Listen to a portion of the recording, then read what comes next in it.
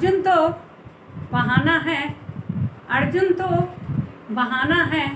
दरअसल भगवत गीता भगवान श्री कृष्ण को हम सबको सुनाना है, ताकि परेशान होने पर, विपरीत परिस्थितियाँ आने पर हम में हिम्मत और जोश पैदा हो जाए और हम अपने कर्तव्य का पालन करके सुख शानंद से रहें और यश और कीर्ति हमारी बनी रहे। आज हम अध्याय 2 के 31वें श्लोक से चर्चा करेंगे, जिसमें भगवान श्री कृष्ण अर्जुन से कह रहे हैं कि क्षत्रिय होने के नाते तुम्हें युद्ध करना तुम्हारा कर्तव्य है, धर्म है। इसलिए हे अर्जुन, खड़े होकर युद्ध करो, अन्यथा सभी लोग तुम्हारी अपकीर्ति और अपमान करेंगे और ना कहने योग्य वचन भी कहेंगे, जिनको तू सह भी नहीं सकेगा और तेरा मरने से बुरा परिणाम हो जाएगा। इसलिए जो तेरा कर्तव्य है, जो तेरा धर्म है, उसको निभा, तो ताकि तुम्हें यश, सम्मान और स्वर्ग की प्राप्ति हो, अन्यथा अपकीर्ति और अपमान दुनिया करेगी। पहले हमारे यहाँ आश्रम व्यवस्था थी, जिसके अंदर 4 आश्रम थे। ब्रह्मचार्य आश्रम, गृहस्थाश्रम, वानप्रस्थाश्रम और संन्यास आश्रम। ब्रह्मचार्य आश्रम के अंदर हमारे स्वभाव, गुणों, रुचि के अनुसार हमें अपने कर्मों को करना होता था। वो जो गुरुजन होते थे, हमें जो हमारी रुचि के अनुसार हमें वह दिशा दिखाते थे और उस काम में हमें परफेक्ट बनाते थे, ताकि हम एक स्वावलंबी बन सकें, इंडिपेंडेंट होकर अपने गृहस्थ जीवन का पालन अच्छे से कर सकें। तो 25 साल तक हम ब्रह्मचर्य का पालन करते थे। उसके बाद जब हम इस्टेब्लिश हो जाते थे, तो उसके बाद जब अपने परिवार और समाज का बोझ हम उठाने लायक हो जाते थे, तो हम गृहस्थ आश्रम में चले जाते थे। उसके बाद वानप्रस्थ आश्रम की तैयारी करनी पड़ती थी और लास्ट में संन्यास आश्रम होता था। और ये कोई जाति के अनुसार नहीं होता था। महाभारत वगैरह के टाइम में ये सब व्यवस्थाएं हमारे कर्मों के अनुसार होती थी कि हमारा स्वभाव कैसा है, हमारी रुचि कैसी है। तो अर्जुन का जो स्वभाव था, उसके अनुसार अर्जुन क्षत्रिय धर्म में था, क्योंकि उसे क्षत्रिय के अनुसार धनुर्विद्या वगैरह की सारी, क्योंकि क्षत्रिय का धर्म होता था कि शांति और व्यवस्था बनाए रखना। इनके सबके अपने कर्तव्य होते थे, ताकि समाज के अंदर शांति व्यवस्था बनी रहे, समाज का विकास होता रहे, इसलिए, और ताकि सभी आदमी सुखी और संतुष्ट रहें। इसलिए समाज कल्याण के लिए और देश समाज के विकास के लिए ये सारी व्यवस्थाएं थी। इसके अंदर ब्राह्मण व्यवस्था वो होती थी जो बच्चों को शिक्षा देते थे, जो कर्मों के अनुसार देते थे।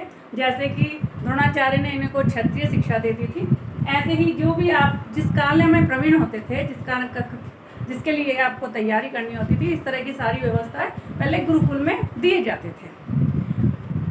तो इन्होंने, ये क्षत्रिय थे, तो ये इनका काम होता था युद्ध करना। बाहर जैसे आज हमारे पुलिस और सेना जैसी व्यवस्था बनाए रखती है अंदर और बाहर, उसी तरह से क्षत्रिय लोग पहले व्यवस्था बनाए रखते थे, ताकि शांति और व्यवस्था समाज में बनी रहे। वैश्य होते थे, ये व्यापार करते थे, कृषि करते थे, गोपालन करते थे, ताकि समाज के अंदर पूरा जो भी सेवाएं होती थी वो ये देते थे। और चौथा होता था शूद्र होते थे, वो ब्राह्मण, क्षत्रिय, वैश्य की तीनों की सेवाएं करते थे। सर्विस प्रोवाइडर थे, तो सर्विस देना इनका काम था। जैसे आजकल भी ये व्यवस्था बनी हुई है कि आज कुछ लोग सर्विस देते हैं आपके घर के अंदर। और जो औरतें होती थी, वो घर के अंदर बच्चों को अच्छी शिक्षा संस्कार देती थी, या घर के ही कार्य जैसे सिलाई है, कढ़ाई है, खाना बनाना है, इस तरह के काम करती थी, ताकि घर के अच्छे बच्चों को अच्छे संस्कार मिल सके और घर में भी पूरी अच्छी व्यवस्था। क्योंकि घर के काम औरतें करती थी और भारी व्यवस्थाएं की जिम्मेदारी, समाज की जिम्मेदारी पूरी पुरुषों के ऊपर थी, ताकि वह अच्छे से काम करें और घर की उनको चिंता ना रहे। और जो कोई काम नहीं करते थे वो ही नपुंसक कहलाते थे। इसलिए भगवान कृष्ण अर्जुन को दूसरे अध्याय के 3 श्लोक में ये कह रहे हैं कि हे नपुंसक, यानी भगवान को डांटने के लिए नपुंसक कह रहे हैं, क्योंकि जो कोई काम नहीं करता था, कोई जिम्मेदारियां नहीं उठाता था, तो उस समय उसको नपुंसक कहा जाता था। ताकि कोई आदमी यदि उसे नपुंसक कह जाता था, तो इसका मतलब यह है कि वह जिम्मेदारी छोड़ रहा है या लापरवाह आदमी है। तो यहाँ पे इस तरह की व्यवस्था थी। तो भगवान श्री कृष्ण क्योंकि अर्जुन क्षत्रिय है तो उसको अपने धर्म का याद दिलाने के लिए कह रहे हैं कि हे अर्जुन, खड़ा हो और अपने समाज के कल्याण के लिए और क्षत्रिय के कल्याण के लिए भी तुझे युद्ध करना आवश्यक है, क्योंकि यह तुम्हारा धर्म है और इसको तू करेगा तो तेरे को स्वर्ग की प्राप्ति होगी। और पहले ये भी व्यवस्था थी, यदि कोई व्यक्ति आपका ब्राह्मण धर्म है, क्षत्रिय धर्म है, वैश्य, यदि आप अपने कर्तव्य का पालन नहीं करते थे तो लोग उसकी बेइज्जती करते थे, अपमान करते थे। तो वो जो स्थिति होती थी वो मरने से भी बेकार हो जाती थी, क्योंकि हर पल आदमी यही कहता था कि अरे तू तो किस लायक ही नहीं है, तू तो कुछ काम कर ही नहीं सकता। और लेकिन आपको मौका मिला है तो आप उस मौके का फ़ायदा उठाएं और अपने कर्तव्य का पालन करें। आज भी ऐसे ही होता है। मान लीजिए कोई औरत अपने कर्तव्य का पालन नहीं करती तो उसे कहा जाता है कि अरे देखो इसके बच्चे बाहर घूमती रहती है, टीवी देखती रहती है, मोबाइल देखती रहती है, इसके बच्चे देखो तो यहाँ घूम रहे हैं, वहाँ घूम रहे हैं, बच्चों का होश ही नहीं है। यानी आज भी हमारे समाज के अंदर जो औरतें जिम्मेदारी नहीं उठाती उनको अपमान सहना पड़ता है और शर्म भी आती है। जब कोई अपमान बेइज्जती करता तो हमें शर्म से मुंह नीचे हो जाता है। कोई बच्चे जैसे 25 साल तक पढ़ता लिखता है तब तक तो कोई कुछ नहीं कहता। यदि 25 साल बाद कोई लड़का पढ़ाई भी नहीं करता या कुछ करता नहीं है, इंडिपेंडेंट नहीं होता, तो लोग ही कहते हैं अरे क्या कर रहे हो। तो आपको खुद को शर्म हो जाती है, यार मैं क्या कर रहा हूँ। तो आदमी जल्दी से मिलता नहीं है, क्योंकि सब आदमी आज भी जिम्मेदार हो जाते हैं। तो यही पूछते हैं आप क्या कर रहे हो, कैसे कर रहे हो बेटा। और यदि आप जिम्मेदार बन जाते हो, इस्टेब्लिश हो जाते हो, कुछ करते हो, तो कोई आपसे नहीं पूछेगा कि आप क्या कर रहे हो, क्योंकि ये एक व्यवस्था है समाज की। समाज की व्यवस्था को आप इस तरीके से चलाते हो तो उससे समाज का विकास होता है और आप एक कर्मठ बनते हैं, कर्मयोगी बनते हैं और समाज के अंदर ये लापरवाही, निर्लजता, निकम्मापन सारा खत्म हो जाता है। तो इसलिए हमारे समाज के अंदर सभी लोगों को जिम्मेदारियां सौंपी गई थी। तो जो औरतें होती थी जो घरेलू जिम्मेदारियां निभाती थी, अपने सास ससुर की सेवा करना है, बच्चों का खिलाना पिलाना है, खाने पीने का, ये सारे काम करती थी। और बाहर की पूरी जिम्मेदारी पुरुषों के ऊपर थी और उसी से उनका घर चलता था। बाहर काम करते थे, उससे उनको पैसा मिलता था और उससे घर चलता था।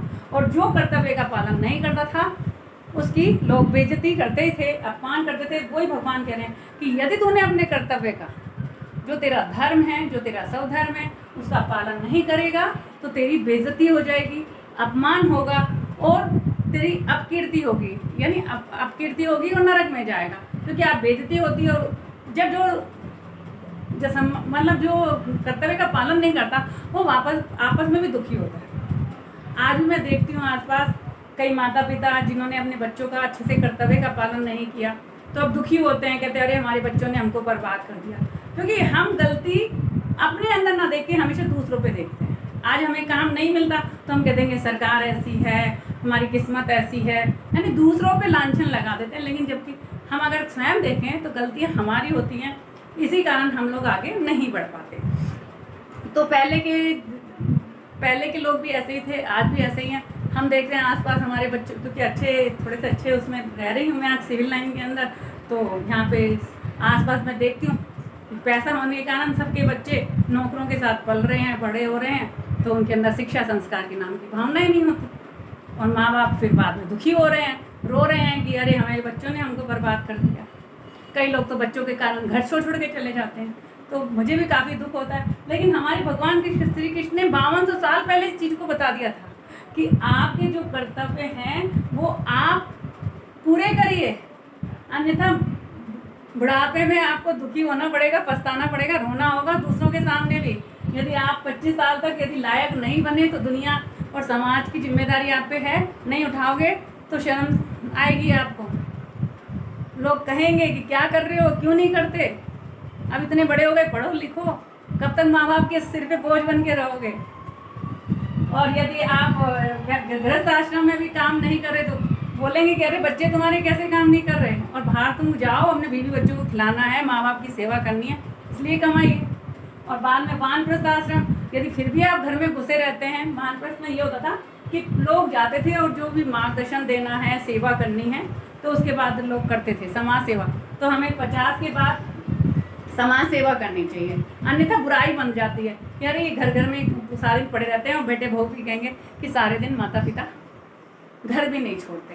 तो बच्चों पे, बेटे पे, बहू पे, सब पे जिम्मेदारियाँ छोड़ देनी चाहिए ताकि वो जिम्मेदारियाँ निभाएं और उसके आगे काम करें। तो हमारे यहाँ पे ये सारी जिम्मेदारियाँ, व्यवस्था बहुत अच्छी थी और उसी कारण हमारा देश धर्म गुरु कहलाता था। और आज भी देखते हैं जिस जगह बच्चे स्टैब्लिश हो जाते हैं, काम करते हैं, तो उसमें बेरोजगारी होती नहीं। आज हमारे समाज में बेरोजगारी है, क्यों? क्योंकि माँ बाप बच्चों पे ध्यान देते। सारा वो जो बोझा है ना, सरकार नौकरी नहीं ढूंढ रही, फलाना नहीं कर रही। आज भी जापान या चीन आप देखते हैं तो वहाँ पहले बच्चों की दिशा तय कर दी जाती थी। 15 साल का हुआ तो बच्चे की रुचि क्या है, बच्चे का काम क्या है, बच्चे का स्वभाव कैसा है, उसके अनुसार उसको ढाल दिया जाता है। आज ओलंपिक वगैरह में देखिए, बोले खूब स्वर्ण रजत लेके आते हैं, हम लोग नहीं लाते क्योंकि हम लोग सारी पूरी तरह सरकार पे डिपेंड है या किसी और पे डिपेंड है। हम अपने बच्चों को खड़ा ही नहीं होना देते, दिशा ही नहीं दिखाते। अगर हम अपने बच्चों की सही दिशा पहचान जाएं और सही उन्हें काम करने के लिए भेजें तो हमारे यहाँ बेरोजगारी सारी खत्म हो जाएगी, अच्छे लोग बन जाएंगे। और जो अच्छे परिवार हैं आज उनके बच्चे बेरोजगार हैं ही नहीं, हकीकत ये है। तो हमारे यहाँ पहले बहुत अच्छी व्यवस्था थी। तो यही भगवान श्री कृष्ण कह रहे हैं कि हे अर्जुन, तुम खड़े हो, युद्ध करो, क्योंकि यही तुम्हारा धर्म है, कर्तव्य है और इसका पालन करके तुम संसार में अधर्म, अन्याय और असत्य खत्म कर दोगे। क्योंकि इनका काम होता था कि आप समाज के अंदर सत्य, धर्म, न्याय की व्यवस्था करें और जो नहीं कर रहे हैं उनको दंड दें। वैसे का होता था कि सत्य तरीके से व्यापार करें अपना। शूद्र सबकी सेवा करता था, ब्राह्मण सबको ज्ञान देना। 15 साल तक आप सबको अच्छे से ज्ञान देते थे, फिर उसकी रुचि और स्वभाव देख करके कहते थे हाँ भाई तुम अच्छे से काम कर, क्षत्रिय का काम कर सकते हो तो आप जाइए, योद्धा बनिए। आप अगर आप सेवा कर सकते हो तो आप शूद्र बन जाइए। आप ज्ञान अच्छे से दे सकते हैं, जैसे आजकल गुरु शिक्षक होते हैं, इसी तरह से ब्राह्मण होते थे, या आप शिक्षा दीजिए। हर क्षेत्र में शिक्षा दी जाती थी ब्राह्मण द्वारा। जो शिक्षा देता था वो उसी को ब्राह्मण बोलते थे। जैसे आज हम टीचर कहते हैं, तो स्कूल कॉलेजों के टीचर्स होते थे वो ब्राह्मण कहलाते थे। जो पुलिस और सेना में होते थे वो क्षत्रिय कहलाते थे। जो पूरा बिजनेस करते थे, व्यापार करते थे, वो वैश्य कहलाते थे। और जो सेवा करते थे, आज भी हमारे यहाँ जो सेवा करने आते हैं, प्लम्बर है, इलेक्ट्रीशियन है, माली है, झाड़ू पोंछा जो भी करने वाले आते हैं, ये सब शूद्र कहलाते थे। कोई जाति व्यवस्था नहीं थी। आप आगे से आगे देखिए, भगवान श्री कृष्ण के हर श्लोक के अंदर आपको एक ऊर्जा मिलेगी और एक पॉजिटिव एनर्जी मिलेगी कि देखिए उस समय क्या व्यवस्था थी और कितनी अच्छी व्यवस्था थी। इसी कारण वहाँ धर्म की स्थापनाएं होती। और आप यदि इस लाइन पे चलेंगे तो जरूर धर्म की स्थापना होगी। तो भगवान ने श्लोक 31 से लेके 38 तक भगवान श्री कृष्ण अर्जुन को खड़ाई कर रहे हैं कि यदि तुमने सम्मान चाहना है, यश चाहना है, कीर्ति चाहनी है, तो धर्म के लिए खड़े हो जाओ। क्योंकि केवल राज शासन के लिए या धन के लिए तुम्हें युद्ध नहीं करना है, शांति व्यवस्था बनाए रखने के लिए तुम्हें युद्ध करना है। और भगवान नीचे लेवल से नहीं, शारीरिक या मानसिक लेवल से नहीं कह रहे, आत्मिक लेवल से बात कर रहे हैं कि तुम्हें आत्मिक लेवल से करना है और इधर पूरे धर्म की स्थापना करनी है, सत्य न्याय की स्थापना करनी है, अधर्म को नष्ट करना है। ये सब सिखा रहे हैं। हरे कृष्ण।